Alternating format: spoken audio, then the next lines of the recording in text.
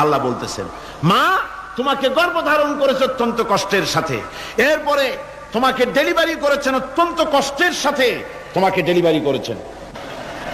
গভীর রাত্রে মানুষ সব ঘুমায় যায়, গর্ভবতী মা ঘুমাতে পারে না, সন্তান পেটের ভিতরে হাঁটু দিয়া গুতা মেরেছে, পা দিয়া লাথি মেরেছে।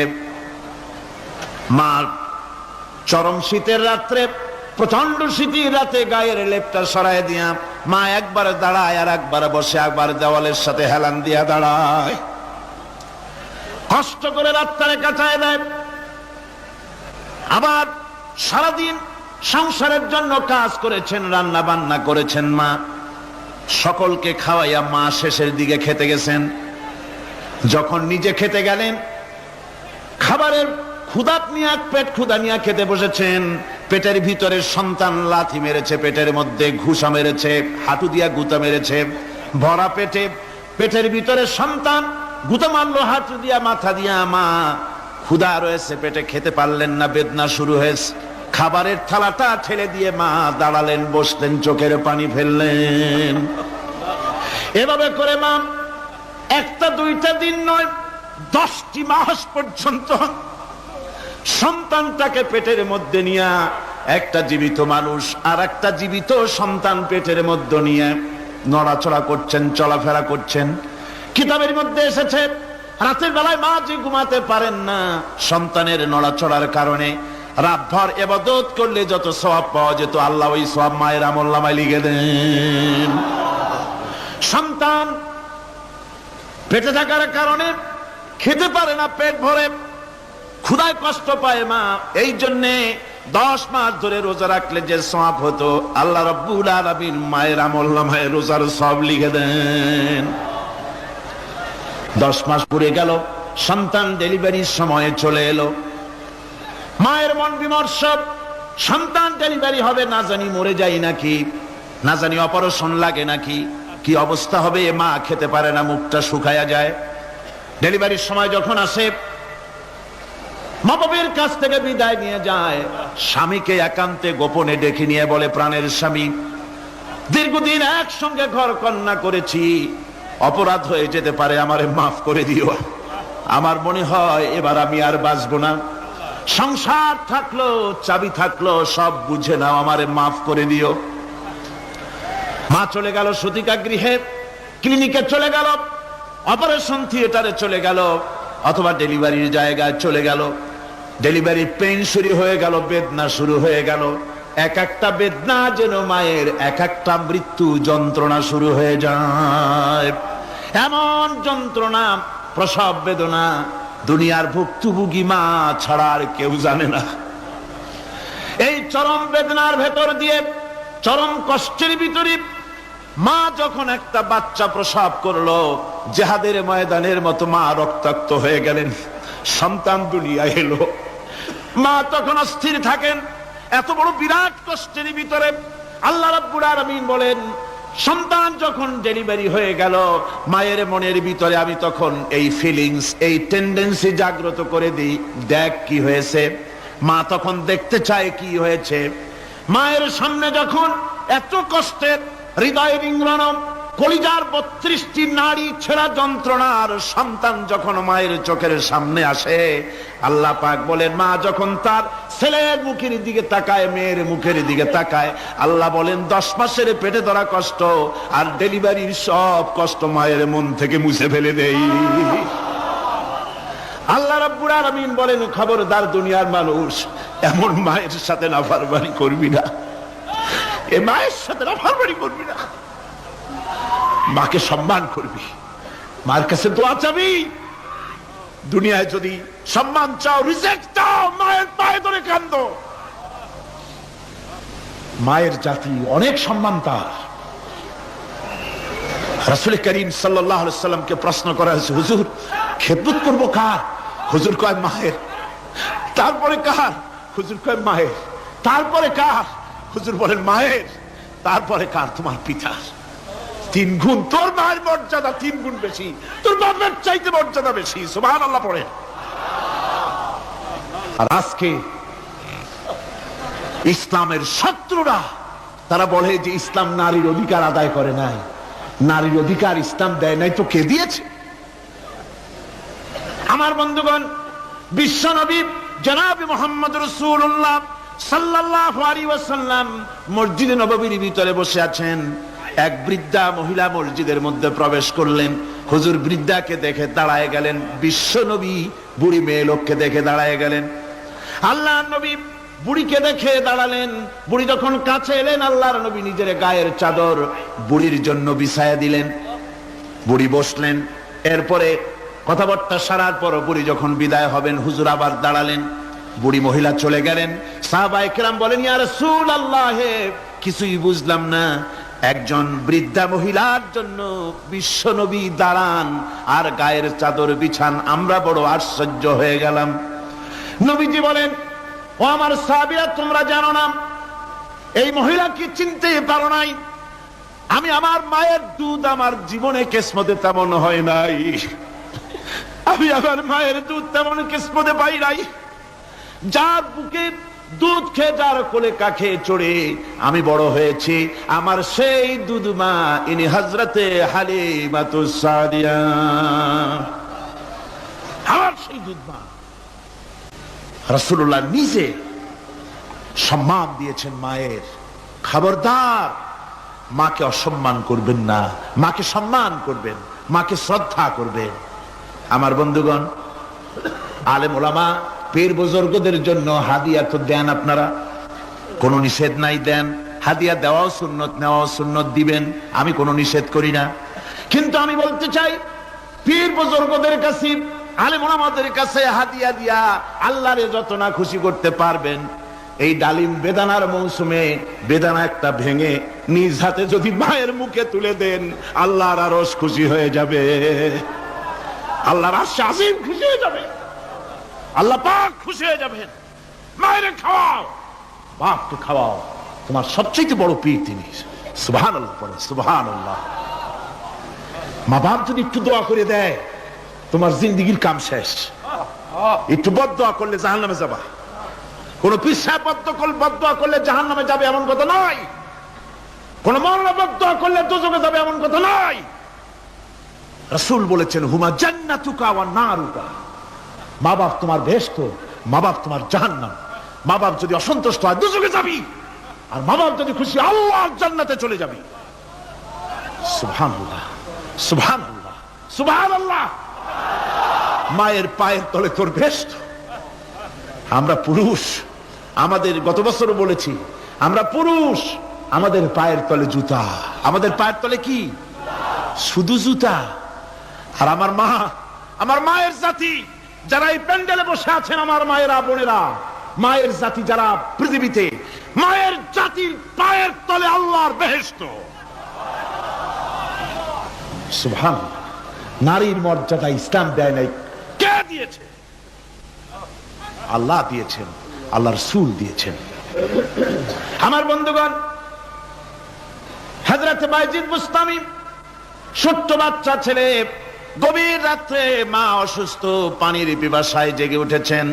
বাবারে, পিপাসায় শেষ হয়ে গেলাম, পানি দাও। ছেলে ঘরের ভিতরে পানি না পেয়ে বাইরে দৌড়াদৌড়ি করলেন। অনেক দূর থেকে পানি নিয়ে এসে দেখেন মা ঘুমায় গেছেন। পানি নিয়ে দাঁড়ানো, পৌষ মাস, মাঘ মাসের শীতের রাত, ফজরের সময় মায়ের ঘুম ভেঙে গেল।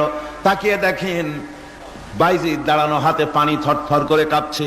জিজ্ঞাসা করে, বাইজিদ তুমি দাঁড়ানো কেন? ছোট্ট বাচ্চা বলে, মা পানি চেয়েছিলে তুমি গভীর রাত্রে, পানি ঘরে ছিল না, অনেক দূর থেকে আনতে হয়েছে। মা বলছে, ঘুমাও নাই কেন গ্লাস থুইয়া? বাচ্চা বলে, ঘুমাই নাই। তুমি যদি আবার পানি চাও, সময় মতো যদি দিতে না পারি, মা তোমার কষ্ট হবে। এই জন্য ফজর পর্যন্ত আমি দাঁড়ায় আছি, কখন তুমি পানি চাও। মা হাতের থেকে পানি নিয়ে পান করলেন। বাইজিদকে বিছানার উপরে আরাম করে কম্বল দিয়ে ঘুম পড়াইয়া দিলেন। হযরত বাইজিদের মা উযু করে ফজরের নামাজ পড়ে সিজদায় চলে গেলেন। চিৎকার মেরে কেঁদে বলেন, আমার রব, আমার আল্লাহ, আমি আমার বাইজিদের মা, আমি মা হয়ে বাইজিদের জন্য দোয়া করি। বাইজিদ আমার জন্য আজকে যা করেছে, আমি মা, আমার কলিজা ঠান্ডা হয়ে গেছে। আয় আল্লাহ, আমি বাইজিদের জন্য দোয়া করি, তুমি তাকে সুলতানুল আরিফিন বানাইয়া দিও। মঞ্জুর হয়ে গেল আল্লাহ পাকের কাছে দোয়া। আমার ভাইরা, আল্লাহ পাক বলছেন খবরদার আমার ইবাদতের পরে মা বাপ, আল্লাহর ইবাদতের পরে কারা? মা বাপ। মা বাপকে সম্মান করো, শ্রদ্ধা করো, মোহাব্বত করো, কিসমত খুলে যাবে, কিসমত খুলে যাবে। মা বাপকে সম্মান করো। হযরত আবু হুরায়রা রাদিয়াল্লাহু তাআলা আনহু রাসূলের সামনে এসে কাঁদতেছেন। হুজুর বলছেন, আবু হুরায়রা কাঁদো কেন? কাঁদো কেন? রাতের বেলা কাঁদো কেন? হযরত আবু হুরায়রা বলছেন, হুজুর আমাকে মা মেরেছেন। হুজুর বলছেন, মা মারলো কেন? কোন অপরাধ করেছো? কোন গোস্তাখি করেছো? আবু হুরায়রা বলছেন, না হুজুর, কোন গোস্তাখি করি নাই। তবে মারলো কেন? হযরত আবু হুরায়রা বলছেন, হুজুর আমি আপনার দরবার থেকে ফিরতে রাত হয়ে গিয়েছিল। মা জিজ্ঞেস করলেন, আবু হুরায়রা এত রাত্রে কোথায় ছিলে? বললাম, আমি ছিলাম যে কদম চুমতে পারলে দুনিয়া ধন্য হয়, সেই দরবারে নববীর কদম মোবারক থেকে আসতে আমার দেরি হয়েছে। আমার মা মুশরিকা, আপনার নাম শুনে তার গায়ে আগুন জ্বলে উঠলো, আমাকে ধরে মারা আরম্ভ করলো। বলল, হয় আমার বাড়ি ছাড়বি আর না হয় মুহাম্মদ সাল্লাল্লাহু আলাইহি ওয়াসাল্লামের দরবার ছাড়বি। আমি বললাম, আমার মা, তুমি বুড়ি মানুষ, তোমার গায়ে যত শক্তি আছে সমস্ত শক্তি দিয়ে আমারে পিটাও, আমারে মারো। মারতে মারতে আমাকে বাড়ি থেকে তুমি বের করে দাও। তোমার বাড়ি শুদ্ধ তাম দুনিয়া ছেড়ে দিতে পারি, আল্লাহর নবীর কদম মোবারক ছেড়ে দিতে পারি না। হুজুর আমার মা আমাকে গলা ধাক্কা দিয়ে বের করে দিয়েছেন। হুজুর বলছেন, আবু হুরায়রা তোমার মা তোমাকে মেরেছে, তুমি আমার কাছে নালিশ করছো? আমার তো এখানে ইন্টারফেয়ার করার কিছুই নেই। সুবহানাল্লাহ, সুবহানাল্লাহ। মা তোমাকে মেরেছে, এখানে আমার করার কিচ্ছু নাই। বিশ্ব নবী বলছেন, এত বড় পাওয়ারফুল নবী, লেজিসলেটিভ পাওয়ার, সারে আল্লাহ তাকে বানিয়েছেন শরীয়ত প্রণেতা। কোরআন শরীফ, কোরআন শরীফে শুধু হালাল ও হারামের, হালাল এবং হারামের, বৈধ এবং অবৈধের সীমারেখা শুধু কোরআনই ঠিক করেন, রাসূলের জন্য আল্লাহ ছেড়ে দিয়েছেন। আল্লাহ রাসূলও হারাম, হালাল এবং হারামের বৈধতা অবৈধতার সীমারেখা নির্ধারণ করেছেন। এত বড় ক্ষমতা তার, এত বড় পাওয়ারফুল বিশ্বনবী, তিনি বলছেন মা মেরেছে, আমার করার কিছু নাই। চিন্তা করেন কত বড় কথা, এ কথার লোড কত। হযরত আবু হুরায়রা বলেন, ইয়া রাসূলুল্লাহ, মা মাকে মেরেছেন, আমি আল্লাহর নবীর কাছে মায়ের বিরুদ্ধে নালিশ করতে আসি নাই। বললেন, কেন এসেছো? হযরত আবু হুরায়রা বলেন, হুজুর এসেছি একটা কারণে। আমি জানি আল্লাহ নবী যদি আল্লাহর দরবারে হাত উঠায়া কোনো জিনিস বলে, আল্লাহ রাব্বুল আলামিন সঙ্গে সঙ্গে মঞ্জুর করে নেন। হুজুর আমি এসেছি, মেহেরবানি করে দোয়া করুন আমার মাকে যেন আল্লাহ হেদায়েত নসিব করে দেন। আল্লাহ নবী হাত উঁচু করে বললেন, আল্লাহুম্মা হিদি উম্মা আবি হুরায়রা, আয় আল্লাহ আমি দোয়া করি আবু হুরায়রার মাকে তুমি হেদায়েত নসিব করে দাও। রাসূলুল্লাহ দোয়া করছেন আর আবু হুরায়রা সমানে দৌড়াচ্ছেন। তিনি দৌড়াচ্ছেন, পিছন থেকে কয়েকজনে আবু হুরায়রার জামা টেনে ধরেছে, দৌড়। তাদের জানা আবু হুরায়রা খুব ভদ্রলোক মানুষ, কোন ঝড় ঝামেলার মধ্যে থাকে না, রাগ শাক করে না, চিৎকার মারে না, দৌড় মারে না, এত ভদ্র শরীফ, দৌড়ায় কেন? না জানি কোন বিপদ বুঝি ঘটে গেছে। পিছন থেকে জামা টেনে ধরে বলে, দৌড়াও কেন? হযরত আবু হুরায়রা জামা সাহাবীর হাত থেকে ছিনায় নিয়ে বলেন, জামা ছেড়ে দাও, আমাকে দৌড়াতে দাও। আমি দৌড়াইয়া বাড়ি যে দেখতে চাই, আমি দৌড়াইয়া আগে আমার বাড়ি পৌঁছতে পারলাম না, আমি যাওয়ার আগে আমার আল্লাহর নবীর দোয়া আমার বাড়ি পৌঁছে গেছে, আমি এইটা দেখতে চাই।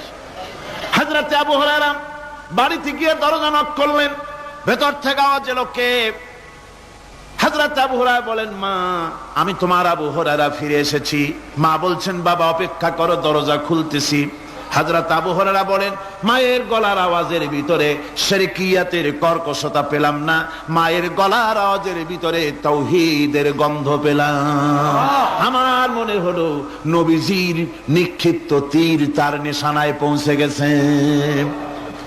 কিছুক্ষণ পর মা আমার বেরিয়ে এলেন, মাথা থেকে চুলের থেকে বুড়ি মানুষ, সাদা চুলের ভিতর থেকে পানি পড়তেছে। মা বলল, বাবারে তোমারে মারার পর আমি বড় অনুতপ্ত হয়েছি, অনুশোচনা করেছি, আমি গোসল করেছি, মনে মনে ভাবলাম আমার ছেলে তো কোনো খারাপ জায়গায় যায় নাই, কেন তারে মারলাম, আমি বড় লজ্জায় পড়েছি তোমারে মেরে। ও আমার আবু হুরায়রা, আমি গোসল করেছি, পবিত্র হয়ে গেছি, জলদি করে আমাকে নিয়ে চলো বিশ্ব নবী জনাবে মুহাম্মদুর রাসূলুল্লাহর দরবারে।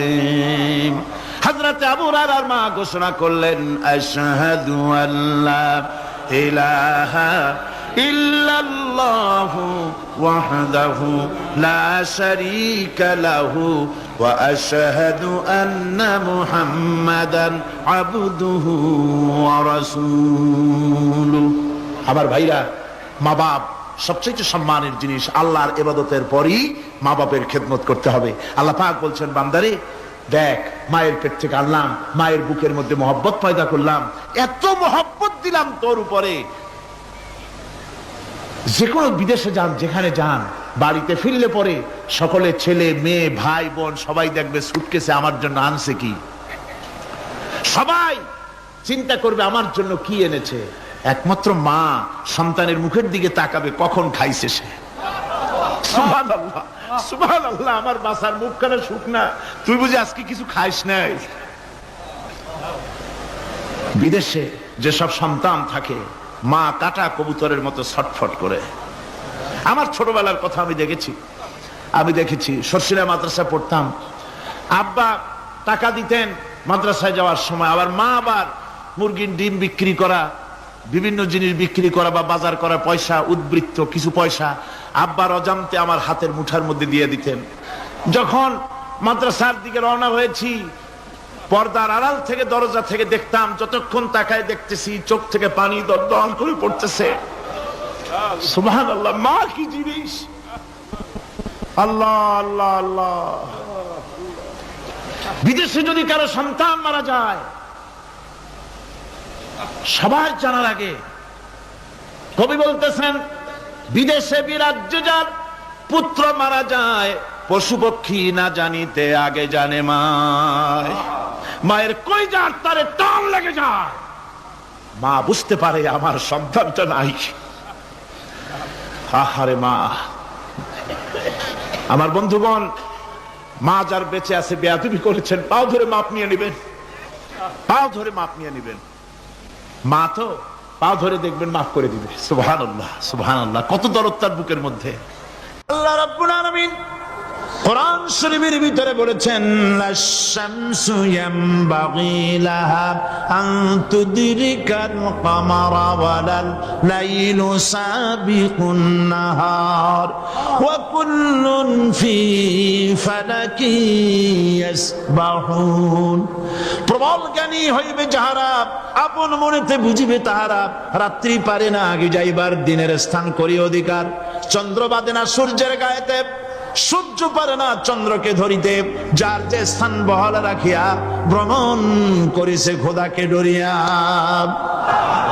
একটি নির্ধারিত সময় সীমা পর্যন্ত আপন আপন কক্ষপথে সব দৌড়াদৌড়ি করবে, কারো সাথে অ্যাক্সিডেন্ট হবে না কারো। ওয়াকুল্লুন ফি ফালাকি ইয়াসবাহুন, যা আছে মহাশূন্যে সব ঘুরতেছে। কে বলে? বলেন সবাই, কে বলছে? কোন সূরা? সূরা ইয়াসিন। আবার শুনুন, আল্লাহ পাক ফয়সালা দিচ্ছেন, ঘোরে কেডা? শুধু সূর্য ঘোরে না, শুধু চন্দ্র ঘোরে না, আল্লাহ মহাশূন্যে যা রেখেছেন সব ঘুরতেছে, সবই সন্তরণশীল, সব গতিশীল। সুতরাং ফয়সালা তো আল্লাহর কাছ থেকে নিতে হবে। পৃথিবী সৃষ্টি করেছেন, মানব গোষ্ঠী সৃষ্টি করেছেন এবং মানুষের প্রয়োজন মিটিয়েছেন। এই মানুষগুলিকে কে সৃষ্টি করেছে? মানুষ সৃষ্টির ব্যাপারেও দার্শনিকরা মানুষদেরকে বিভ্রান্ত করে। যা কলেজে বিশ্ববিদ্যালয়ে পড়ানো হয়, এই কোরআন শরীফ বিশ্ববিদ্যালয়ে পড়ানো হয়? হ্যাঁ হয়। কয়েকটা আয়াত, কয়েকটা সূরা পরীক্ষায় পাস করার জন্য একটু একটু অপশনাল রেখে দেওয়া হয়েছে। বর্তমান যে শিক্ষা কমিশন, শামসুল হক শিক্ষা কমিশন রিপোর্ট মন্ত্রী পরিষদে অনুমোদন করেছে বর্তমান সরকার। এই শিক্ষানীতিতে বলা হয়েছে ক্লাস 1 থেকে নিয়ে ক্লাস 5 পর্যন্ত ধর্মীয় শিক্ষা দিতে দেওয়া হবে না। তাহলে ক্লাস 5 পর্যন্ত যদি ধর্মীয় শিক্ষা না থাকে, তাহলে ক্লাস 6-7 ওঠার পর আলিফ জাওরা বাজাবর বা আনাকুম জানাকুম ছেলেরা পড়বে, মেয়েরা পড়বে? আসল উদ্দেশ্য হলো ইসলাম থেকে জাতিকে দূরে সরাবার জন্য ষড়যন্ত্র। এই সরকারের প্রণীত শিক্ষানীতি আমরা মানি না। আপনারা মানেন? যেই মাদ্রাসা মানুষের চরিত্র সৃষ্টি করে, বর্তমান সরকার সেই মাদ্রাসাগুলি একটা একটা করে ধ্বংস করার পরিকল্পনা গ্রহণ করেছে। সুতরাং আসল শিক্ষা হলো কোরআনের কাছে। আসল শিক্ষা কোথায়? কোরআনের কাছে। কোরআন যদি শিখানো হতো, কোরআন যদি শিখানো হতো কলেজে বিশ্ববিদ্যালয়, তাহলে গতকাল চট্টগ্রাম বিশ্ববিদ্যালয় থেকে যেসব ছেলেরা বিশ্ববিদ্যালয় কর্তৃপক্ষ কর্তৃক বরাদ্দকৃত, হাইজ্যাক করা নয়, বরাদ্দকৃত 4খানা বাস দিয়ে কোরআন শুনতে আসতে চেয়েছিল, বর্তমান সরকারের তথাকথিত সোনার ছেলেরা আসতে দিল না। কোরআন যদি তারা পড়তো, তাহলে কোরআন শরীফ শুনতে তারাও আসতো। কপাল পোড়া। জোরে বলেন কি? আরো জোরে বলেন কি? কপাল পোড়া। সব ভালো লাগে, কোরআন ভালো লাগে না। এদেরকে শিখানো হয়েছে, আরে তোমরা তো মানুষ না। বলে আমরা কি? তো তোমাদের ডারউইন বাবাজি বলে নাই, শোনো নাই? কি পড়ো টড়ো তোমরা, বুদ্ধি শুদ্ধি রাখো না। ডারউইন বলেছে, থিওরি অফ ইভলিউশনের মধ্যে বলেছেন মানুষ মানুষ না। বলে কি? মানুষ হলো বান্দর। কপাল পোড়া। কি কপালে লেখা থাকে?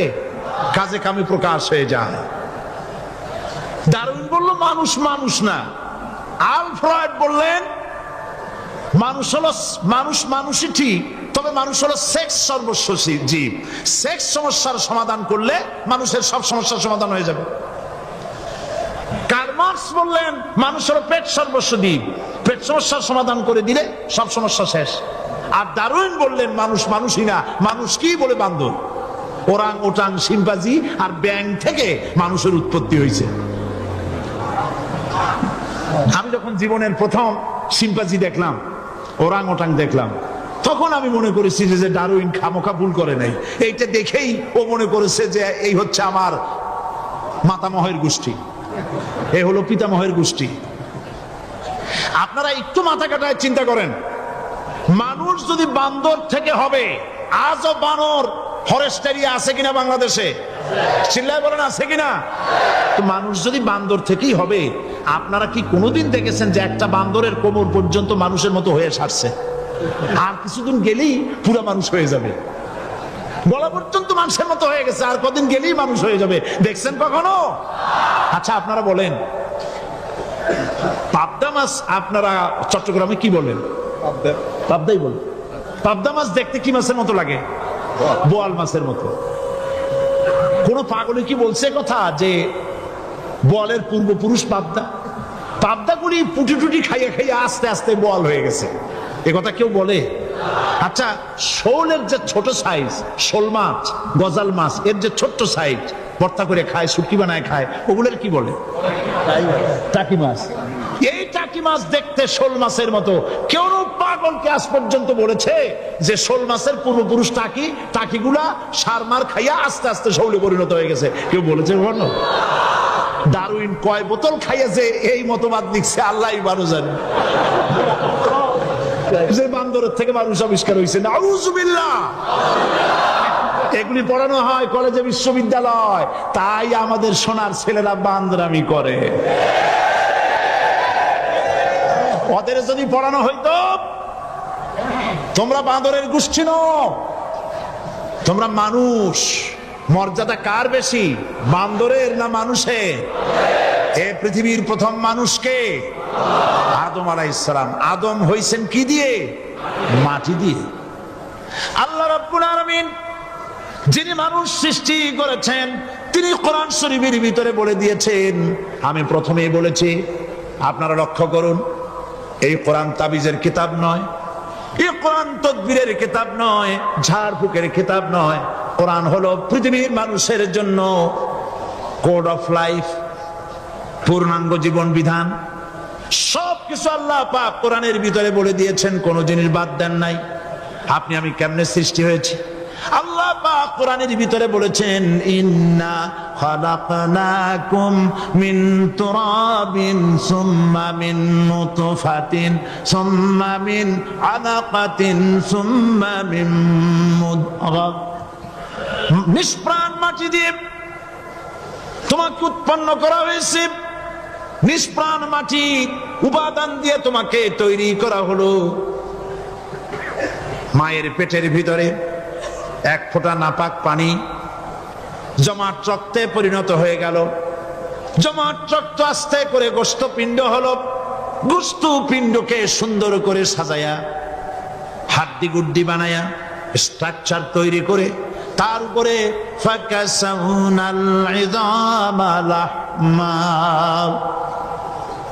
চামড়া দিয়ে গোস্ত দিয়া সাজায়া সুন্দর করে বানালাম। আল্লাহর পরিচয় শুনুন, আল্লাহ আমার কেমন আল্লাহ।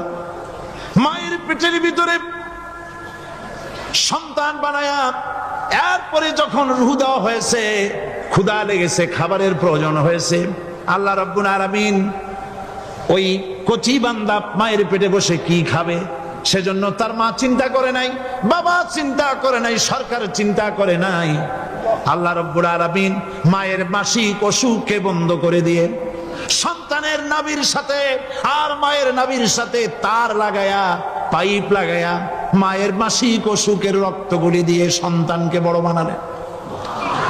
মুখ দিয়া এই রক্ত পান করালেন না, মুখটাকে পবিত্র রেখে দিলেন যাতে করে পৃথিবীতে আসার পর ওই মুখ দিয়া আল্লাহ রাব্বুল আলামিনের জিকির করতে পারো।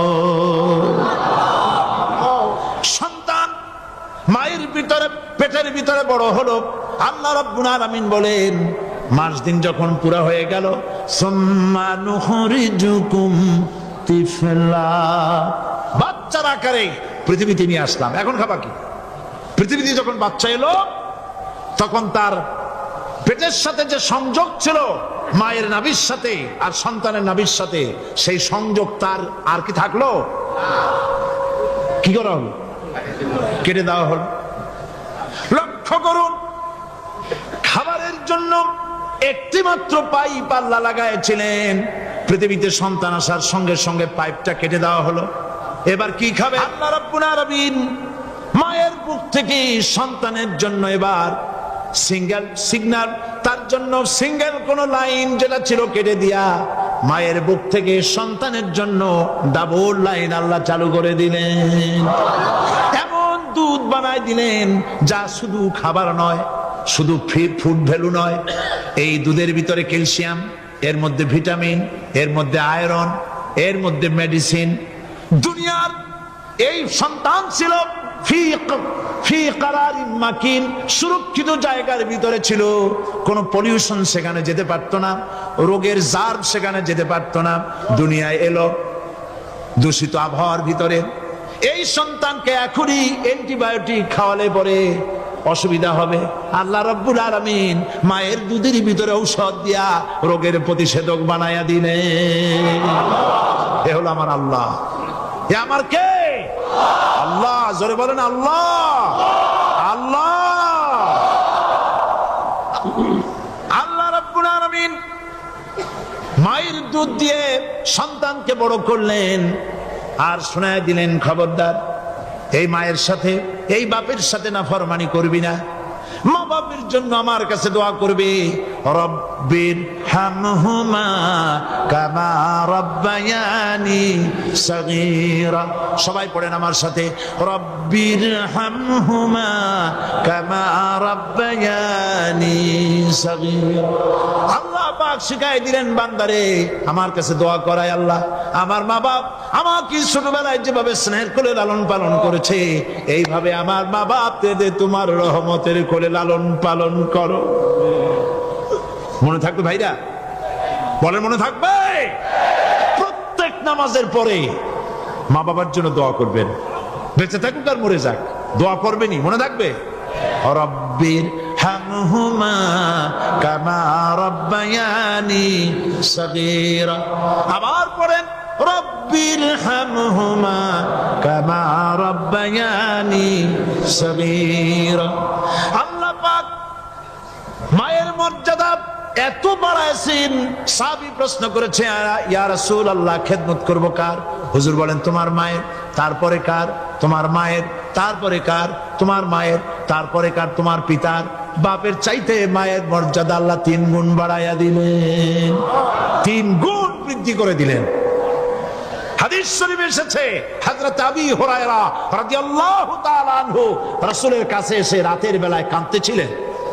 হুজুর প্রশ্ন করলেন, আবু হুরায়রা কাঁদো কেন? হযরত আবু হুরায়রা বলছেন, হুজুর মা আমাকে মেরেছে।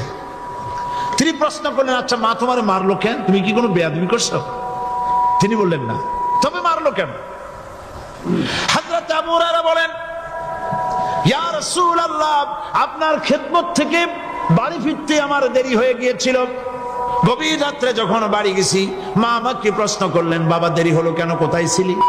তাম পৃথিবীর মানুষ যেই কদম মোবারক চুমু দিতে পারলে ধন্য হয়ে যায়, সেই আখিরি জামানার পয়গম্বর নবী মুহাম্মদ রাসূলুল্লাহ সাল্লাল্লাহু আলাইহি সাল্লামের দরবার থেকে আসতে আমার দেরি হয়ে গেছে।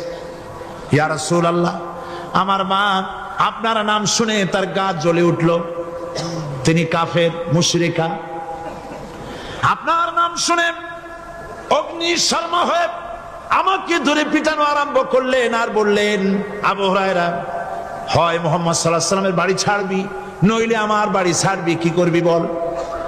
মার খেতে খেতে আমি বললাম, মা তোমার গায়ে যত শক্তি আছে আমারে মারো, তোমার বাড়ি শুদ্ধ, তাম দুনিয়াটা ছেড়ে দিতে পারি, মুহাম্মদ রাসূলুল্লাহর কদম মোবারক ছেড়ে দিতে পারি না। আল্লাহ! হুজুর আমার মা গলা ধাক্কা মেরে আমাকে বের করে দিয়েছেন।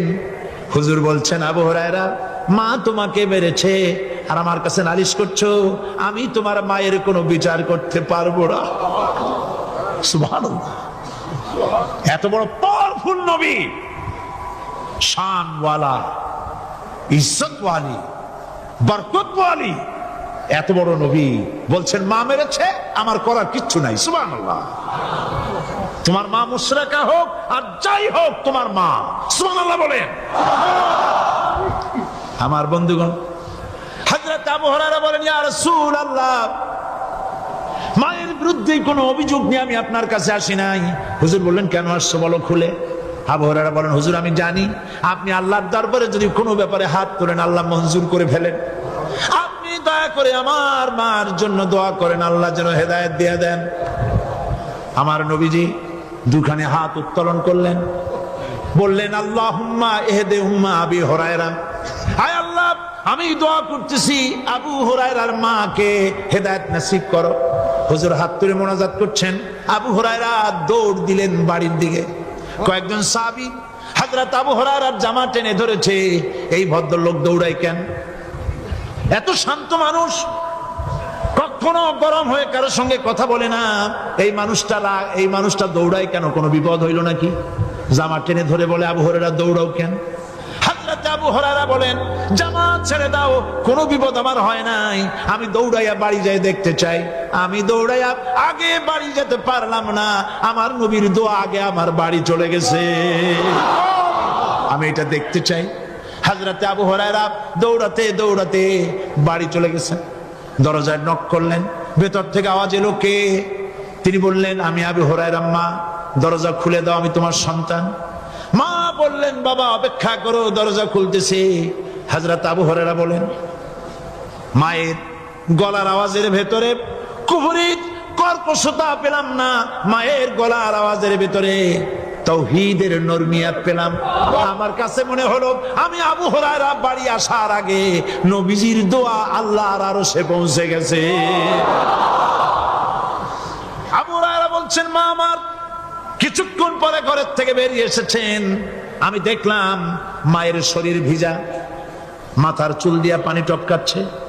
মা আমার বললেন, বাবারে, তোমাকে মারার পর আমি নিদারুণ অনুশোচনায় পড়েছিলাম, মনে মনে ভাবলাম, আহারে আমার সন্তানরা আমি কেন মারলাম? সে তো কোনো খারাপ কাজ করে নাই, কোনো খারাপ জায়গায় যায় নাই। এত ভালো মানুষ, যার সম্পর্কে লোকেরা খামোখাই মিথ্যা কথা বলে, এই ভালো মানুষটার কাছে গেছে, সেজন্য আমি মারলাম কেন? বাবা গো, আমি আমার ভুল বুঝতে পেরেছি, জীবনের ভুলও ধরা পড়েছে, আমাকে জলদি করে নিয়ে চলো বিশ্ব নবীর দরবারে। হযরত আবু হুরায়রার মা রাসূলুল্লাহর খেদমতে এসে ঘোষণা করলেন, আশহাদু আল্লা ইলাহা ইল্লাল্লাহু ওয়াহদাহু লা শারীকা লাহু ওয়া আশহাদু আন্না মুহাম্মাদান আবদুহু ওয়া রাসূলুহু। আমার ভাইরা, আল্লাহ রাব্বুল আলামিন মানুষ সৃষ্টি করে পৃথিবীতে পাঠিয়ে দিলেন, খাবারের ইন্তজাম করলেন, এগুলি সব আল্লাহর পরিচয়। আল্লাহরে চেনার জন্য বড় বড় কিতাব ঘাটা লাগে না, কিসমতে যদি থাকে দুই একটা দৃষ্টান্ত যথেষ্ট হয়ে যায়। সুবহানাল্লাহ, সুবহানাল্লাহ, দুই একটা দৃষ্টান্ত যথেষ্ট। আল্লাহ পাক সমস্ত সৃষ্টি জগৎকে তৈরি করলেন, সৃষ্টি করলেন, আর তাদের খাদ্যের ব্যবস্থা করলেন। কে করেছেন খাদ্যের ব্যবস্থা? খাদ্য দেন আল্লাহ। কিন্তু অহংকারী যারা, তারা বলে দেশের বাম্পার ফলনের জন্য সমস্ত কৃতিত্ব সরকারের। বলেন আস্তাগফিরুল্লাহ, বলেন নাউজুবিল্লাহ। এদের একজন বলছিল 3 বছর কিছু দিবার পারুম না, লোকেরা কয় আমরা না খাইয়া থাকুম, আল্লাহ কয় আমিও দেহুম, কদ্দুর পারো না খাইয়া থাকতে। ফসল কে দেন? জোরে বলেন কে দেন? বাম্পার ফসলের ফলনের দাবি সরকার করতে পারে না, এটা কুফরি, এটা শিরক। জমিনের ফসল কে দেন? আকাশের বৃষ্টি কার? পানি কার? সার কার? সব আল্লাহ পাক। আল্লাহ পাক কোরআন শরীফে বলেছেন, لئن شكرتم لأزيدنكم ولئن كفرتم إن عذابي لشديد। আমার নিয়ামতের শুকর যদি আদায় করো বাড়ায় দেব, আর যদি কৃতজ্ঞ হও শুকরিয়া আদায় না করো মস্ত বড় শাস্তি দেব। ফসল দেই আমি, আর শুকরিয়া আদায় করো তোমার বাজানে, ঠিক কিনা? শুকরিয়া আদায় করে কার? বাজানে। লোকের, একটি মানুষের যেই প্রশংসা এই সরকার করলো, বিগত 4.5 বছর ধরে একটা মানুষের যত জিকির করলো, প্রশংসা করলো, ছবি টানাইলো, যদি এতটা জিকির এতটা স্মরণ আল্লাহ রাব্বুল আলামিনের করতো, ওদের জন্য আল্লাহর জান্নাতের দরজা খোলা হয়ে যেত। প্রশংসা করবে কার? চিল্লায় বলুন, আল্লাহ পাকের প্রশংসা করো।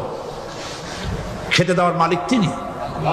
আল্লাহ পাক বলছেন, আল্লাহকে, তার পরিচয় আল্লাহ তুলে ধরেছেন, ওয়ামা মিন দাব্বাতিন ফিল আরদি ইল্লা আলাল্লাহি রিজকুহা। এই পৃথিবীর ভিতরে এমন কোন বিচরণশীল জীব নাই যার রিস্কের দায়িত্ব আমি আল্লাহ গ্রহণ করি নাই। সুবহানাল্লাহ বলবেন না? রিস্কের দায়িত্ব কার হাতে? আচ্ছা দেখুন তো, পৃথিবীর সমস্ত সরকারের কাছে বিভিন্ন মন্ত্রণালয় আছে না? খাদ্য মন্ত্রণালয় বলে কোনো মন্ত্রণালয় আছে কিনা? আছে। খালি কয় খামু আর খামু। খাদ্য মন্ত্রণালয় আছে, থাকার পরেও মানুষ না খাইয়া মরে, ঠিক কিনা? এবার একটু তাকান তো, জ্ঞানের চক্ষু দিয়া তাকান। ফরেস্ট এরিয়া বাঘ আছে কিনা? নাই। সিংহ আছে কিনা? গন্ডার আছে কিনা?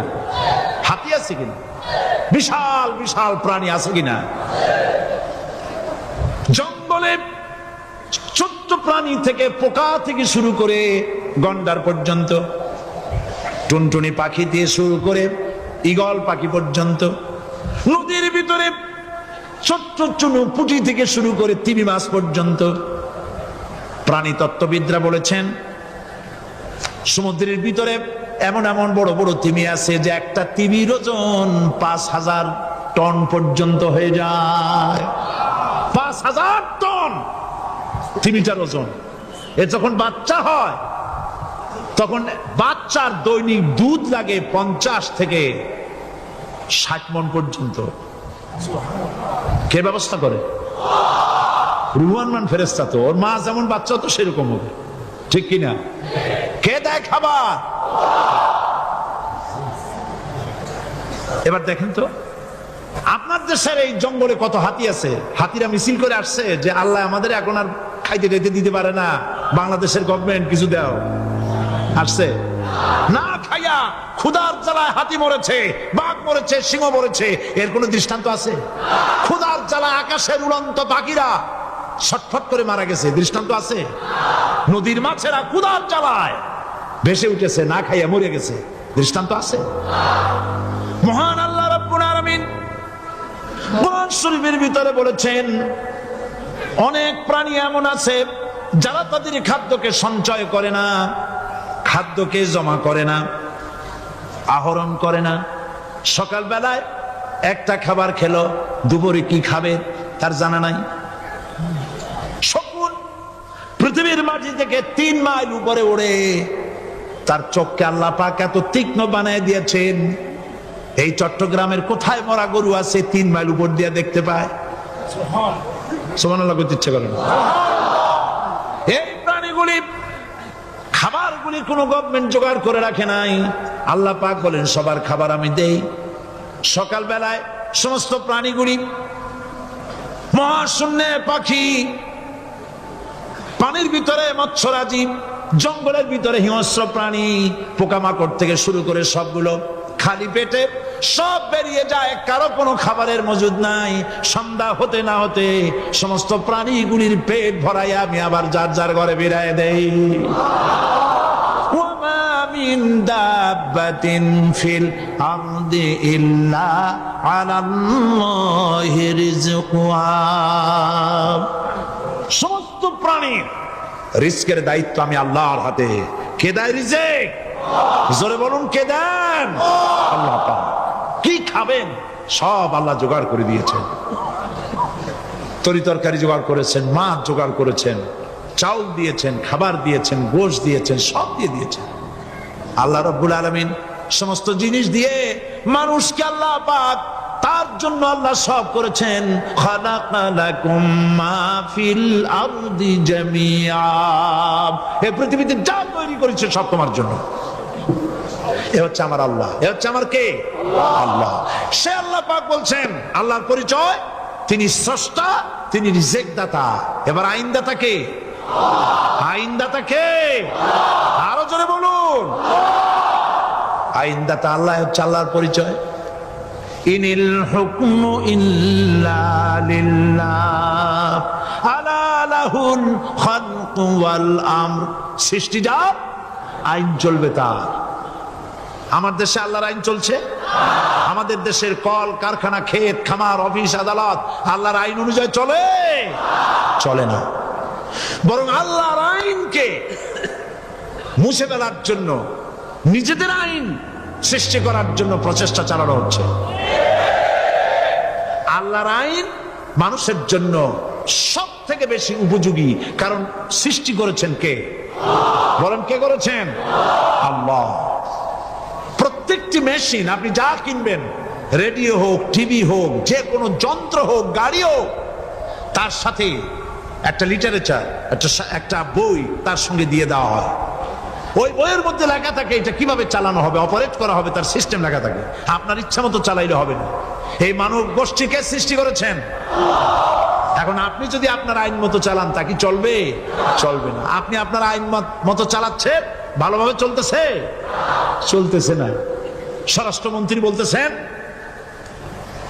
সন্ত্রাসীদেরকে মাটির তলা থেকে খুঁজে বের করা হবে, কিন্তু নাকের উপর দিয়া ব্রিফকেস চুরি হয়ে যায়, উনি তা ধরতে পারেন না। এই হলো আইন। অনাবরত খুন হচ্ছে, অনাবরত সন্ত্রাসী তৎপরতা চলছে।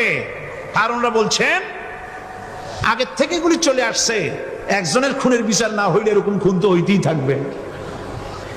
তাহলে খুনকে, হত্যাকে, সন্ত্রাসকে সরকার জাস্টিফাইড করছে। নাউযুবিল্লাহি মিন যালিক। এই জন্য আইন হতে হবে আল্লাহর। আইন হতে হবে কার? চিল্লায় বলেন, আল্লাহ পাকের আইন হতে হবে। আমি একদিন পার্লামেন্টে বলেছিলাম, আমার দেশের নেতা নেত্রীরা বারবার হজ করতে যান, উমরা করতে যান, সেখান থেকে আসার সময় কি আনেন? আতর, পাথর, সুরমা আর কুরমা, এই কিছু নিয়ে আসলেন। কিন্তু আমি বলেছি, আপনারা কি কিছু চোখে দেখেন না? পার্লামেন্টে এইভাবে বক্তৃতা করেছে, কিছু চোখে দেখেন না? আমি প্রশ্ন করে আমি আবার জবাব দিচ্ছি,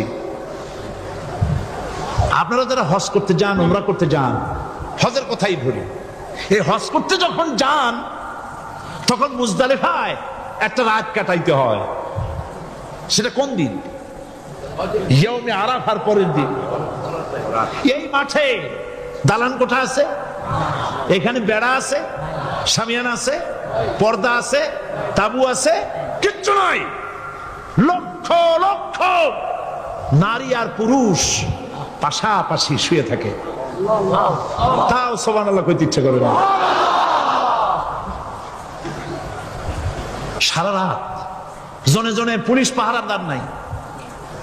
কিরকম মেয়ে এলো, চাঁদের সৌন্দর্য হার মানায় দিতে পারে এরকম সুন্দরী, এরকম সুন্দরী নারী, সুদর্শন পুরুষ পাশাপাশি রাস্তার ধারে মরুভূমির ভিতরে সারা রাত কাটাচ্ছে।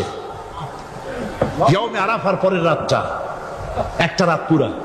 এভাবে চলতেছে বছরের পর বছর, শতাব্দীর পর শতাব্দী, সহস্রাব্দীর পরে সহস্রাব্দী। আমি প্রশ্ন করি, পৃথিবীর ইতিহাসে কেউ কি এমন কথা বলতে পেরেছে, লিখতে পেরেছে যে মুজদালিফার রাতে সেখান থেকে 10টা নারী হাইজ্যাক হয়েছে,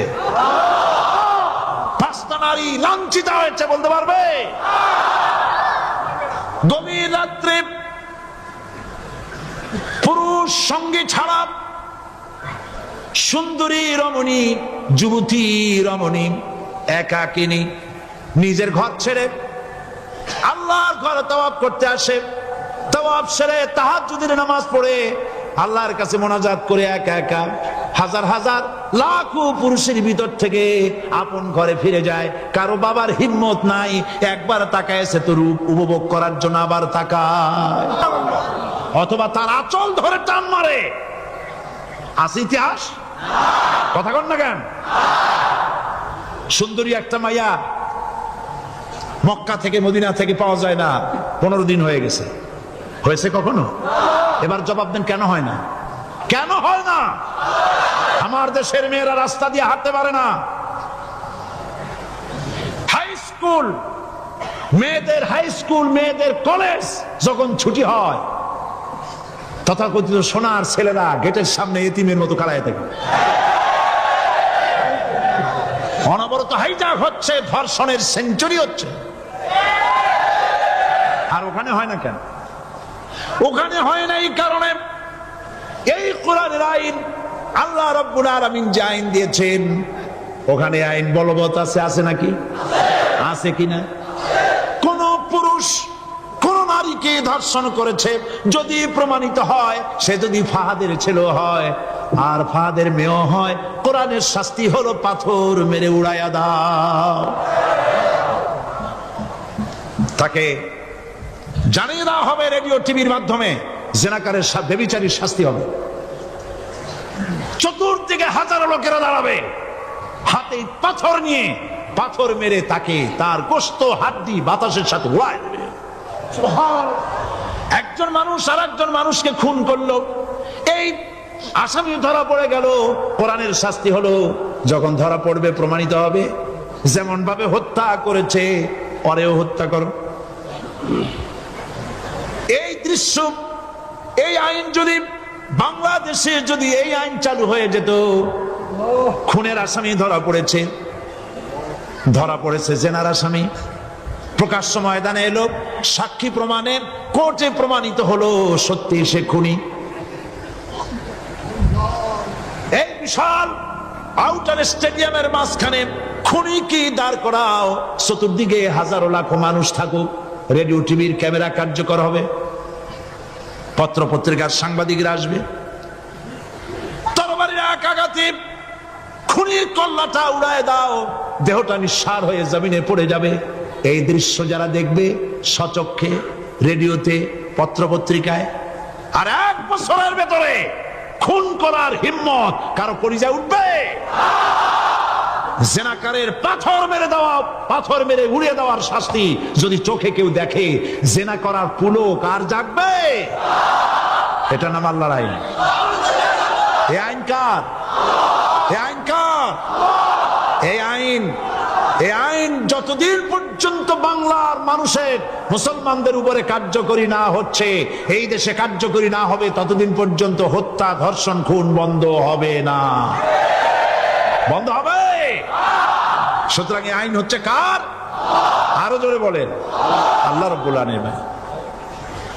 মহান আল্লাহ রাব্বুল আলামিনের এই আইন অনুযায়ী যদি দেশ চলে, মানুষ শান্তি পাবে, চুরি বন্ধ হবে, ডাকাতি বন্ধ হবে, জেনা বন্ধ হবে, হত্যা, ধর্ষণ বন্ধ হয়ে যাবে। নবীজি এমন একটি আইন চালু করে দিয়ে, কোরআনের বিধান চালু করে দিয়ে এমন একটা সমাজ চালু করেছিলেন, যেই সমাজ সম্পর্কে হুজুর নিজে বলেছেন, খায়রুল কুরুনে কারনি। সর্বশ্রেষ্ঠ যুগ হলো কার যুগ? আমার যুগ। সুবহানাল্লাহ বলেন। রাসূলের যুগ হলো সর্বশ্রেষ্ঠ যুগ। সেই কোরআন, সেই হাদিস আজও আছে না নাই? বলেন জোরে, আজও আছে না নাই? সেই কোরআন এবং সুন্নাহ দিয়ে দেশ শাসন হোক, এটা কি আমরা চাই? কারা কারা চাই? 2 হাত উঁচু করে দেখা।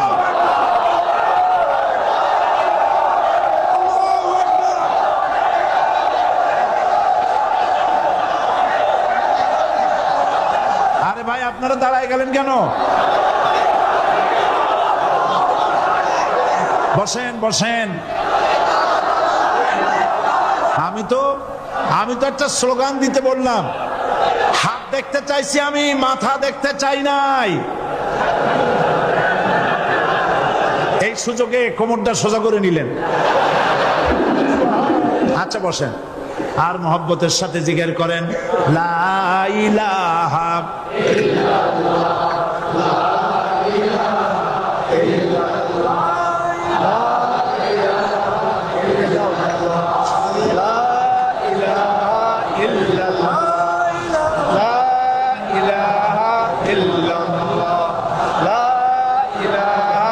ইল্লাল্লাহ, জোরে সরে সবাই জিকির করেন, লা ইলাহা ইল্লাল্লাহ, লা ইলাহা ইল্লাল্লাহ, লা ইলাহা ইল্লাল্লাহ, লা ইলাহা ইল্লাল্লাহ, মুহাম্মাদুর রাসূলুল্লাহ। বসুন, আমরা মুনাজাত করব। আল্লাহ রাব্বুল আলামিন আয়াতুল কুরসির ভিতরে আল্লাহর সার্বভৌমত্বের কথা বলেছেন। আল্লাহু লা ইলাহা ইল্লা হুয়াল হাইয়ুল কাইয়্যুম। পড়েন আমার সাথে সবাই, আল্লাহু লা ইলাহা ইল্লা হুয়াল হাইয়ুল কাইয়্যুম। আল্লাহ হচ্ছেন যিনি ছাড়া কোনো ইলাহ নাই, তিনি শাশ্বত চিরঞ্জীব। সুবহানাল্লাহ বিহামদি। আগামীকাল এর বাকি অংশ আমি আপনাদের সামনে আলোচনা করব ইনশাআল্লাহ। জোরে বলেন ইনশাআল্লাহ। দাঁড়ানো ভাইরা বসেন। আপনাদের পাশে যারা দাঁড়িয়েছেন অনুরোধ করে বসায় দেন। বলেন যে আর 5টা মিনিট বসেন, আল্লাহর রাস্তায় হাঁটেন না। হ্যাঁ বলেন, বলেন আপনারা যে আল্লাহর রাস্তায় হাঁটেন না, বসেন, সবাই বসেন। এত বড় মাহফিলের মুনাজাত, সুবহানাল্লাহ বলেন। চট্টগ্রামের ইতিহাসের শ্রেষ্ঠ মাহফিল, চিল্লায় বলেন সুবহানাল্লাহ। গোটা বিশ্বে কোরআনের শ্রেষ্ঠ মাহফিল, বলেন সুবহানাল্লাহ। যারা বলেন আলহামদুলিল্লাহ। আগামীকাল এ মাহফিলের আখেরি মুনাজাত হবে ইনশাআল্লাহ। বলেন ইনশাআল্লাহ। আমি আন্তরিকভাবে দুঃখিত, প্রতি বছর আমার মা বোনদের জন্য, চট্টগ্রামবাসী আমার মা বোনদের জন্য আলাদাভাবে তাদের প্রশ্নের উত্তর দেই এবং তাদের সামনে কোরআন হাদিসের কথা আলাদাভাবে বলি। এবছর দিন কম হয়ে গেল বলে মহিলারা, মা বোনেরা বঞ্চিতা হয়ে গেলেন। শিশু কিশোরদের জন্য আলাদাভাবে সমাবেশ করা হয়, তাও বঞ্চিত হয়ে গেল। এই বিশাল তাফসীরুল কোরআন মাহফিলের বরকত থেকে চিটাগংবাসীকে যারা বঞ্চিত করলো, আল্লাহ তাদের হেদায়েত নসিব করে দিয়ে। যদি হৃদয় থাকে, যদি হৃদয় বলে কিছু থাকে, বিবেক বলে যদি কিছু থাকে, আর শরীর যদি মুসলমানের পিওর রক্ত থাকে, তাহলে বাড়ি বসে অনুশোচনা করা উচিত, চোখের পানি ফেলানো উচিত ওই সব লোকের যারা এই বরকতপূর্ণ মাহফিলকে বাধা দিয়েছে। আর যাদের কলজের মধ্যে আল্লাহ মোহর মেরে দিয়েছে, এগুলোর তো হেদায়েত হবে না। যাদেরকে আল্লাহ পাক তৈরি করেছেন জাহান্নামের জন্য, ওদের কাছে মাহফিল অসহ্য, সহ্যই হবে না। নাউজুবিল্লাহ বলেন। চট্টগ্রামবাসীর জন্য তাফসীরুল কোরআন মাহফিল নিয়ামত। এই নিয়ামত কিয়ামত পর্যন্ত আল্লাহ টিকায় রাখুন, বলি আমিন। আগামীকালের আখেরি মোনাজাতে সমস্ত মুসলমান চতুর্দিক থেকে আল্লাহ পাকের নারা লাগাতে লাগাতে আসবেন। আল্লাহু আকবার, নারে তাকবীর। গোটা চট্টগ্রাম, গোটা চিটাগং শহর আগামীকাল কোরআনের মিছিলের শহর হবে ইনশাআল্লাহ।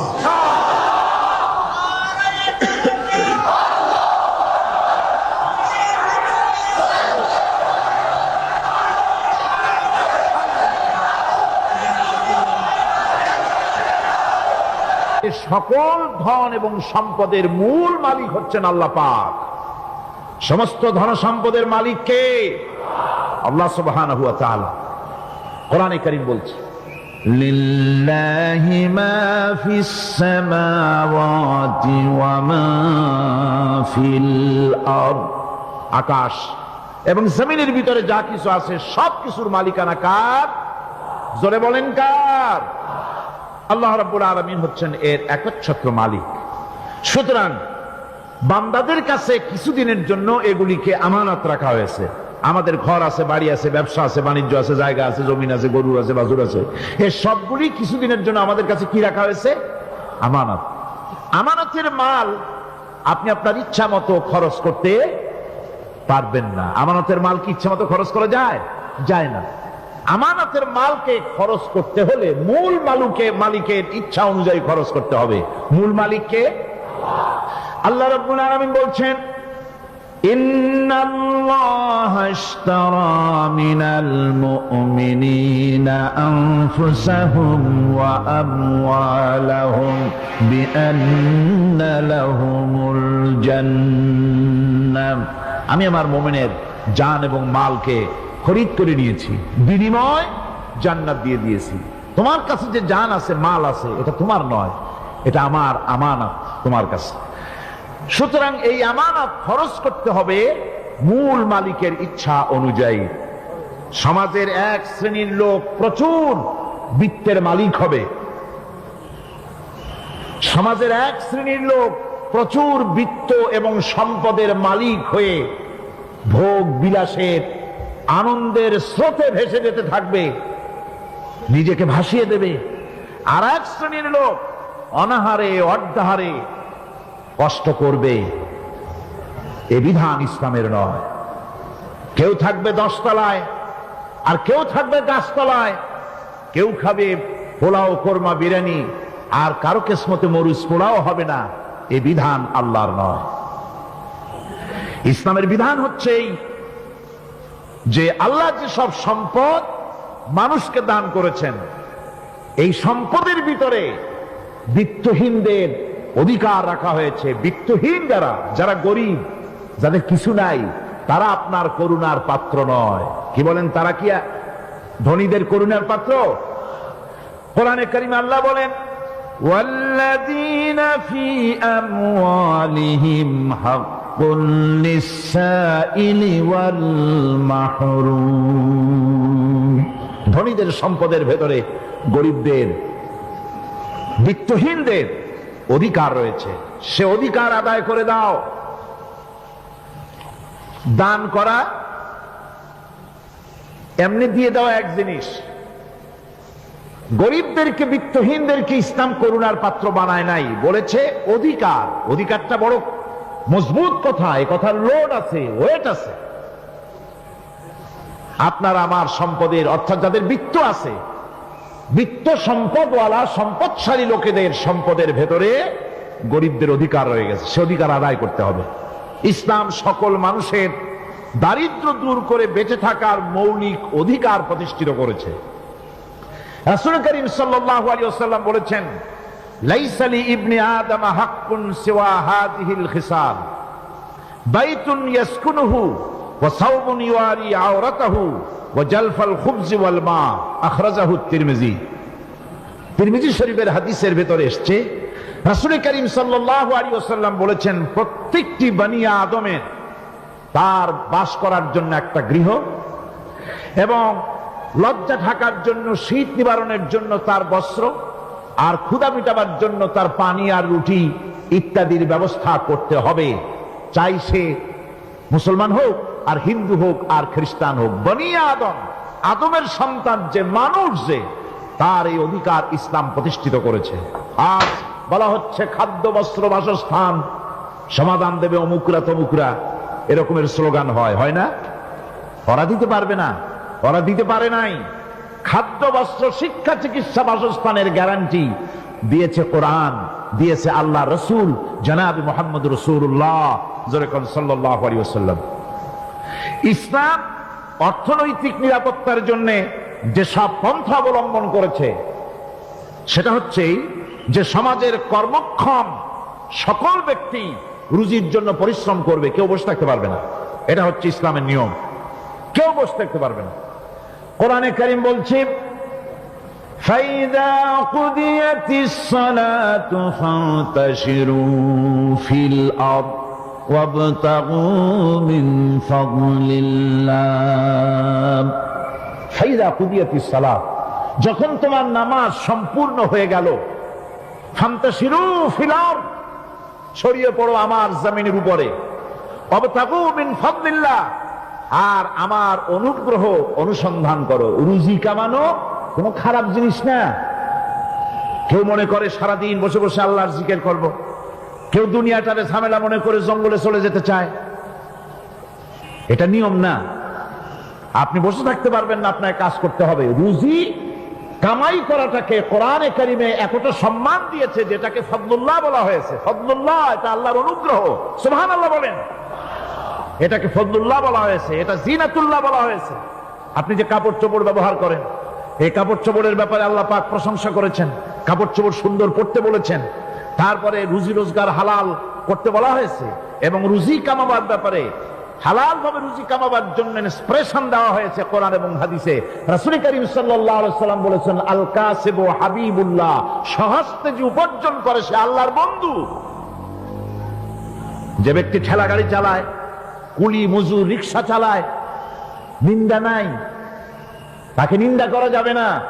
রিক্সাওয়ালাও একটা গুরুত্বপূর্ণ দায়িত্ব পালন করছে। কুমার, কামার, তাঁতি, জেলে, ধোপা, নাপিত সবাই কাজ করছে। প্রত্যেক কাজের সম্মান ইসলাম দেয়, সুবহানাল্লাহ কোন। সমস্ত কাজের সম্মান আছে, শুধুমাত্র সম্মান নাই চুরির কাজের, ডাকাতির কাজের, সন্ত্রাসের কাজের, চাঁদাবাজির কাজের, মাস্তানির কাজের। এই সব কাজ নিন্দনীয় এবং এই সব কাজ নিতান্ত বাজে কাজ, এ কাজের কোনো সম্মান নাই। সম্মান হচ্ছে নিজের হাতে কামাই করে সারা দিনে এক মুঠো খাবারও যদি খান, আপনার খাবারের চাইতে হালাল খাবার কারো হতে পারে না। আল্লাহর বন্ধু সোজা কথা না। আল কাসিবু হাবিবুল্লাহ, সহস্ত উপার্জনের এত বরকত। সেজন্য অর্থনৈতিক নিরাপত্তার জন্য সমাজের প্রত্যেকটি কর্মক্ষম লোককে কাজ করতে হবে। কি করতে হবে? নামাজ পড়া হয়ে গেছে, এখন আর বসে থাকা চলবে না, নেমে পড়ুন কাজের জন্য, আল্লাহর অনুগ্রহ অনুসন্ধান করুন। এরপরে আল্লাহ পাক বলছেন, আমার অনুগ্রহ রুজি কামাও, আর রুজি কামাবার সময় উযকুরুল্লাহ যিকরান কাসীরা, لعلكم تفلحون। আর জিকির করবা আমার বেশি, আমার জিকির করবা বলা হচ্ছে, রুজি অনুসন্ধান করো আর বলা হচ্ছে আমার জিকির করো। তো জিকির আর রুজি সন্ধানের ভিতরে সামঞ্জস্য কি? সামঞ্জস্যটা হচ্ছে এই যে আপনি যখন উযকুরুল্লাহ কাসীরান, আপনাকে বেশি করে জিকির করতে হবে। জিকির মানে কি? স্মরণ করা। জিকির মানে কি? স্মরণ করা। আল্লাহকে স্মরণ করেন। রুজি যখন কামাতে যাবেন স্মরণ করবেন কারে? চিল্লায় কোন কারে? আপনি রুজি কামাবার জন্য চাকরি করতেছেন, অফিসে বসে যদি আল্লাহ রাব্বুল আলামিন আপনার স্মরণে থাকে তাহলে ঘুষ খাওয়া আপনার জন্য সম্ভব হবে না। কথা ঠিক কিনা? আল্লাহ পাক বলছেন রুজি কামাবার জন্য তুমি যে পরিশ্রম করবে ওই পরিশ্রমের সময় বেশি বেশি জিকির করো, আমারে স্মরণ রাখো। অফিসে বসে যখন তুমি কাজ করবে আমি যদি স্মরণে থাকি তাহলে তুমি ঘুষ খাইতে পারবে না। তুমি জমিন চাষ করবে, জমিন চাষ করার সময় আমি যদি তোমার স্মরণে থাকি জমিনের আইল ঠেলা তোমার পক্ষে সম্ভব হবে না। যত রকমের রুজির রোজগারের পথ আছে আমাকে স্মরণ করো, খারাপ পথ থেকে বাঁচো, হালাল ভাবে রুজি কামাও। হালাল রুজির ভিতরে আল্লাহ রাব্বুল আলামিন বরকত দিয়া দিবেন। আর কাজ করার জন্য বলা হয়েছে, রাসূল করিম সাল্লাল্লাহু আলাইহি ওয়াসাল্লাম বলেছেন ইজা সাল্লাইতুমুল ফাজরা ফালা তানুমু আন তালবি আরযাকিকুম। ফজরের নামাজ পড়া হয়ে গেছে, ঘুমায়ও না। আমাদের একটা আম অভ্যাস হয়ে গেছে ফজরের নামাজ পড়ে ঘুমানো। হাদিস শরীফে বলা হচ্ছে ফজরের নামাজ পড়া হয়ে গেছে, ঘুমায়ও না। রুজি তালাশ করো, রিজিক তালাশ করো, নিজের সাহায্য করো, অন্যকে সাহায্য করো, নিজের সংসারের জন্য কাজ করো, অন্যের জন্যও করো। হালাল ভাবে রুজি কামাই করে বউকে একটা ব্লাউজ কিনে দিয়েছেন, একটা শাড়ি কিনে দিয়েছেন, বাচ্চাকে ক্লাসের বই কিনে দিয়েছেন, বাজার থেকে মাছ তরিতরকারি কিনে। অক্ষম ব্যক্তিদেরকে সহযোগিতা করবে, যারা নাকি উপার্জন করতে পারে না ওই জাতীয় লোকদেরকে তারা সহযোগিতা করবে। ওয়াকফুলু গানিয়ুহুম ফাকিরাহুম, সেই সমাজের যারা নাকি সামর্থ্যবান তারা রোজগার করবে এবং গরিবদেরকে সহযোগিতা করবে। আল্লাহর নবী বলেছেন সে ব্যক্তি মুমিন নয়, সে ব্যক্তি মুমিন নয়, সেই ব্যক্তি মুমিন নয়। সাহাবায়ে কিরাম হতচকিত হয়ে উঠলেন, প্রশ্ন করলেন নবীজি কোন ব্যক্তি মুমিন নয়? আল্লাহর নবী বলেন যেই ব্যক্তি পেট পুরে আরাম করে ঘুমায় গেল এ কথা জানার পর যে তার প্রতিবেশী না খেয়ে শুয়ে আছে, ক্ষুধার যন্ত্রণায় কাতরাচ্ছে, এ কথা জানার পরে যেই মুসলমান ব্যক্তি আরাম করে পেট ভরে খেয়ে ঘুমায় সে কখনো মুমিনের দাবি করতে পারে না, মুমিন হতে পারে না। কত বড় কথা! ইসলাম মানুষকে তাগিদ করেছে তার প্রতিবেশীর উপরে লক্ষ্য রাখার জন্য, তার প্রতিবেশীকে লক্ষ্য রাখার জন্য, গরিব মানুষের প্রতি লক্ষ্য রাখার জন্য। রাসূল করিম সাল্লাল্লাহু আলাইহি ওয়াসাল্লাম বলছেন আইয়ু রাজুলিন মাতা দিয়ান বাইনা আগনিয়ায়ে ফাকাদ বারিয়াত মিনহুম জিম্মাতুল্লাহি ওয়া রাসূলুহু। আল্লাহর নবী বলেন কোন ধনী ব্যক্তিদের মাঝে কোন গরিব প্রতিবেশী যদি না খেয়ে মারা যায় তাহলে ওই এলাকার বিত্তশালী লোকদের সাথে আল্লাহর সমস্ত সম্পর্ক, রসুলের সব সম্পর্ক ছিন্ন হয়ে যায়। কে বলতে পেরেছে এত বড় কথা? মানুষের অর্থনৈতিক নিরাপত্তার জন্য কত বড় কথা বলেছে ইসলাম, বলেছে বিশ্বনবী জনাবে মুহাম্মদ রাসূলুল্লাহ সাল্লাল্লাহু আলাইহি ওয়াসাল্লাম। আল্লাহ রাব্বুল আলামিন বলেন ধনীদের হাতে যেন সম্পদগুলি পুঞ্জীভূত হয়ে না যায়, কাইলা ইয়াকুনা দুলাতাম বাইনাল আগনিয়াই মিনকুম, তোমাদের ধনীদের হাতে যেন সম্পদগুলি, সমাজের সম্পদগুলি যেন পুঞ্জীভূত না হয়, সেগুলি বরং ছড়িয়ে আস্তে করে যেন সমস্ত গরিব যেন সাধারণের কাছে যেতে পারে সে ব্যবস্থা করতে হবে। যাকাত প্রদানের মাধ্যমে ধনীদের কাছ থেকে নিয়ে গরিবদেরকে দিয়ে দিতে হবে। আর বুখারী শরীফের সারা ফাথুল বারীতে হাফেজ ইবনে হাজার আসকালানী রাহিমাহুল্লাহ তিনি বলেছেন যাকাত যদি ধনীরা না দেয়, যদি কেউ দিতে বাধা দেয় ফামানিমতানা উখিযাত বিহি কাহরান, যদি যাকাত না দেয় জবরদস্তি করে যাকাত আদায় করে নিবে গভর্নমেন্ট। যাকাত দিতেই হবে। মুনকিরিনে যাকাত, যারা যাকাত দিতে অস্বীকার করেছিল, হযরতে সিদ্দিক আকবর, হযরতে আবু বকর সিদ্দিক রাদিয়াল্লাহু তাআলা আনহু, তিনি তাদের সম্পর্কে বলেছিলেন, ওয়াল্লাহি লাউ কাতিলান্না মান ফাররাকা বাইনাস সালাতি ওয়াজ যাকাত, অবশ্যই আমি ওই সম্প্রদায়ের লোকের বিরুদ্ধে যুদ্ধ ঘোষণা করব যারা নামাজ আর যাকাতের মধ্যে পার্থক্য সূচিত করবে। যারা নামাজ তো পড়বে কিন্তু যাকাত দিবে না সরকারের কাছে, যাকাত আদায় করবে না, তাদের বিরুদ্ধে যুদ্ধ ঘোষণা করব। ইসলামী সরকার যদি প্রতিষ্ঠিত হয় তাহলে এই যাকাত আদায় করা হবে। যাকাত কেউ নিয়ে বসে থাকতে পারবে না, যাকাত আদায় করা হবে। আমাদের দেশে নিয়ম মাফিক যদি যাকাত আদায় করা হতো, এই দেশ যদি ইসলামী গভর্নমেন্ট হতো, আল্লাহ যেন দয়া করে দেন, কন্যা আমিন। আল্লাহ পাক যদি দয়া করে দেশটার ইসলামী রাষ্ট্র বানায় দেন, তাহলে যাকাত তো আদায় করে নেওয়া হবে। যাকাত দিতে আপনি বাধ্য, গরিব মানুষ থাকবে না। এখনো বাংলাদেশের নিয়ম মাফিক যদি যাকাত আদায় করা হয়, নিয়ম মাফিক মানে সোনার যাকাত, রূপার যাকাত, নগদ ক্যাশের যাকাত, ফসলের ওষুধ সঠিকভাবে যদি আদায় করা হয়, তো একেবারে কম করে হলেও 1000 কোটি টাকা যাকাতের টাকা কালেকশন হতে পারে। এটা কি কম কথা? 1000 কোটি টাকা, এই টাকা আদায় করা হচ্ছে না। এই টাকা আদায় না করার কারণে যে শূন্যতার সৃষ্টি হচ্ছে, এই ভ্যাকুয়ামকে পূর্ণ করার জন্য এগিয়ে এসেছে 7 সমুদ্র 13 নদীর উপর থেকে এনজিওরা। এনজিওরা এসে আমাদের দেশে, সব এনজিও খারাপ আমি তা বলি না, বহু এনজিও আছে যারা এদেশে উন্নয়নের, আর্থসামাজিক উন্নয়নের জন্য তারা প্রচেষ্টা করছে। রাস্তাঘাট, স্কুল কলেজ, চিকিৎসা ইত্যাদির দিকে কাজ করছে। যতগুলি এনজিও আমাদের দেশে আছে তার ভিতরে 52টা এনজিও গোনা বাছা যারা ইসলামের প্রকাশ্য দুশমন, আর এর শীর্ষস্থানে আছে ব্রাক। এই এনজিও গুলি তারা আমাদের দেশে এসে সুদি কারবার শুরু করেছে, পরিপূর্ণভাবে সুদের কারবার।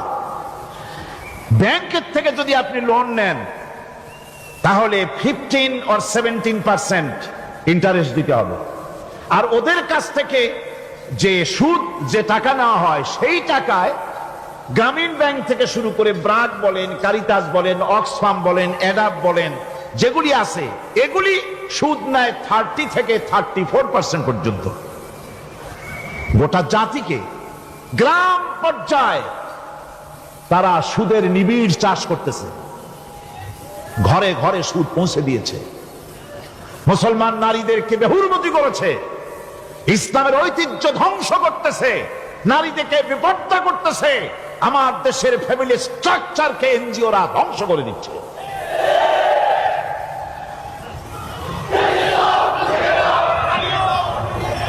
সুতরাং এনজিওরা এই সুযোগটা পেত না।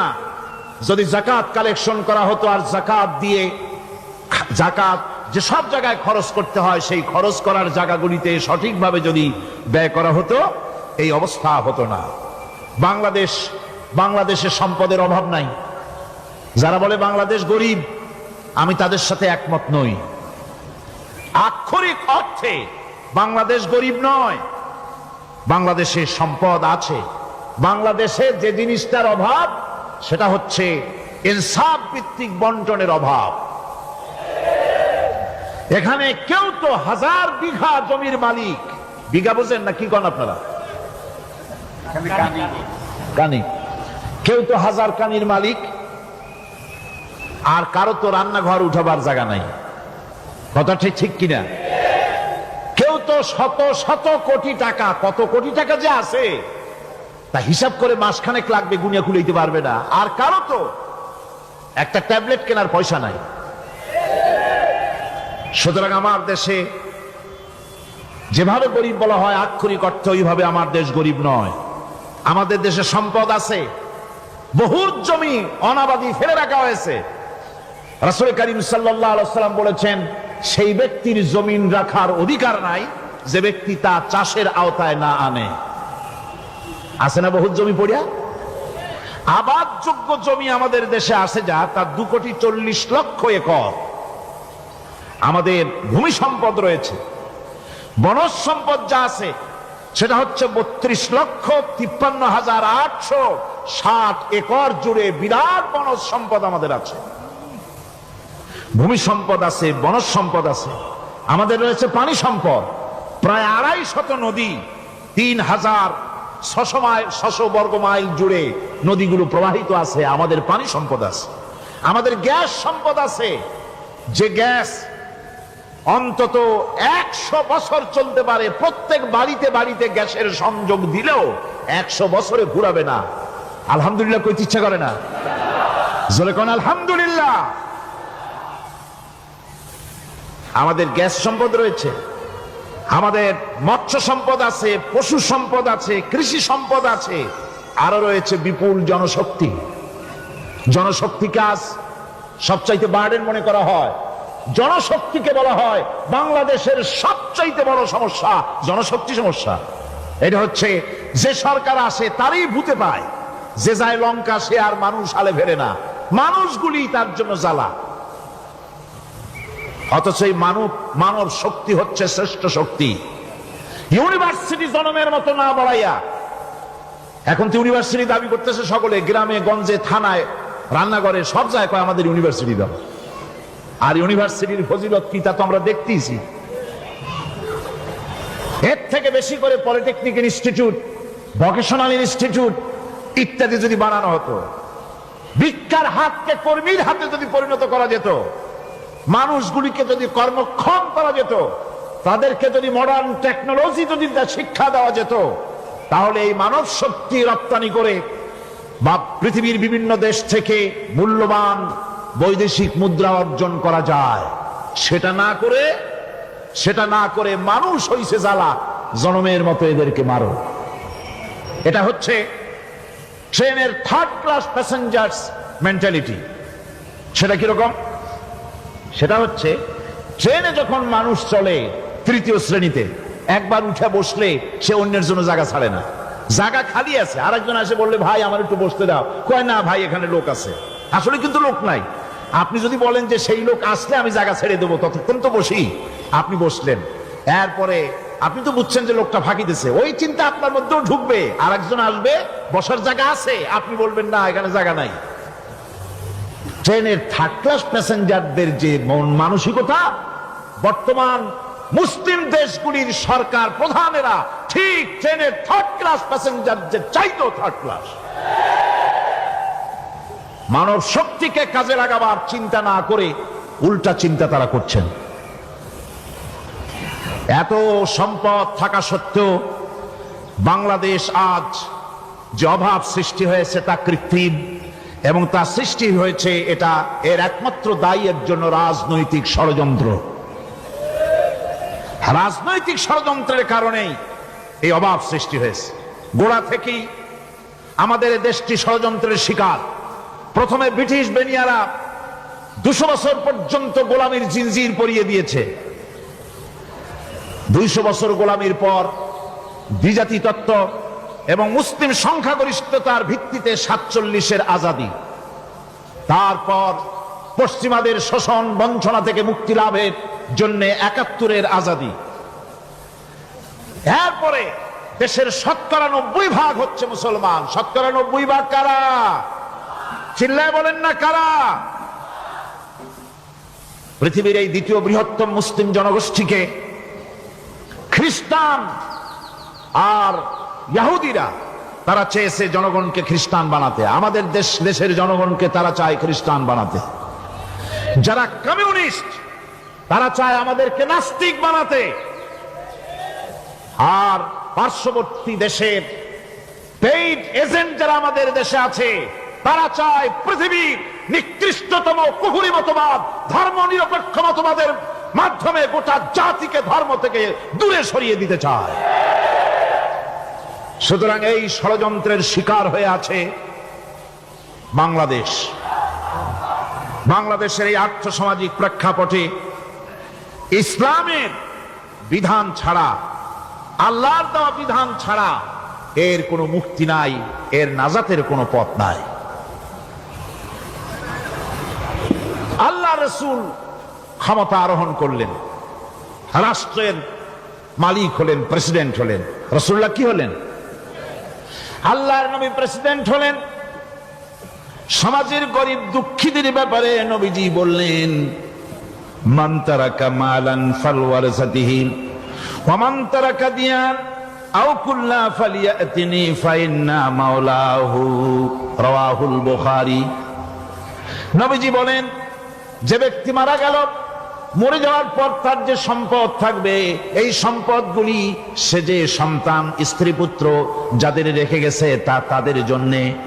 আর যদি সে ঋণগ্রস্ত, যদি ঋণ অবস্থায় সংসারকে রেখে যে থাকে, তাহলে তার ঋণের বোঝা, ঋণের পরিশোধের দায়িত্ব আমি মুহাম্মদ সাল্লাল্লাহু আলাইহি ওয়াসাল্লাম নিয়ে নিলাম। সমাজের যার কোনো অভিভাবক নাই, তার অভিভাবক আমি মুহাম্মদ সাল্লাল্লাহু আলাইহি ওয়াসাল্লাম। যার কোনো অভিভাবক নাই, সেজন্য আমার কাছে চলে আসে। ইসলামী রাষ্ট্র এই বিধান পেশ করেছে। এর চাইতে সুন্দরতম বিধান পৃথিবীতে আর কেউ দিতে পারে নাই। সেজন্য সেই সমাজে চুরি বন্ধ হয়েছে, ডাকাতি বন্ধ হয়েছে, জেনা বন্ধ হয়েছে, সব বন্ধ হয়ে গিয়ে সুন্দর একটি সমাজ প্রতিষ্ঠিত হয়েছিল। আর রাসূল বলেছিলেন, খাইরুল কুরুনে কারনি, সর্বশ্রেষ্ঠ যুগ হলো আমার যুগ। সুবহানাল্লাহি বিহামদিহি। মানুষ দরজা খুলে ঘুমায়েছে, কারো ক্ষুধার কষ্ট নাই, পড়ার কষ্ট নাই, খাবারের চিন্তা নাই, চুরি ডাকাতির ভয় নাই, ভয় মুক্ত।